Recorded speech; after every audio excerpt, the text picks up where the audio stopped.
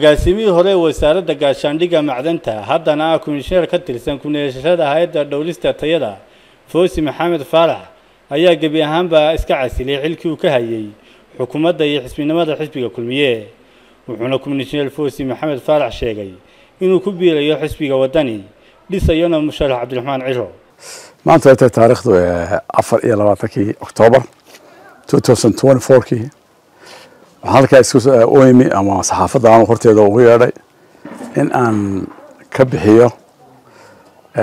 muddadii aan hayay xilka marka ugu horeysa horta waxaan u mahadcelinayaa madaxweynaha jamhuuriyadda Soomaaliland Muuse Biixi Cabdi oo ii magacaabay xilal ka duwan oo qaatay 2 sano iyo badh xilka ugu horeeya waa macdanta agaasimaha guud ee macdanta DG gaashaandhigga iyo komishineerka tayada waan uga mahadcelinayaa waan uga mahadsanyahay madaxweynuhu sidaan u soo shaqeynayna waan uga mahadcelinayaa wada shaqeynteeda fiican muhiimadeedu koowaad waxay tahay inaan maanta aan caddeeyo halka inaan xilkii aan hayay ee jawooyinka aan soo qabtay iyo tii ugu dambeysay oo komishineerka aan maanta iska casilo ta labaad waxaan maanta rabaa inaan ku biiro oo ama aan ka mid noqdo xisbiga wadani oo xisbiga waqtigan soo socda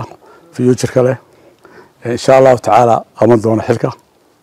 oo hogaaminayo hogaamiyaha hogaamiye Ciro ama musharax Ciro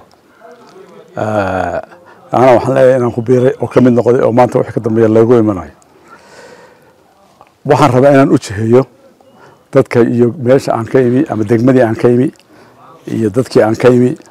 si uga qayb qaataan xisbiga wadani oo xilliyada soo socda ama kaambeynadii lagu jiro ama la geli doono waqtigii loogu rido foodka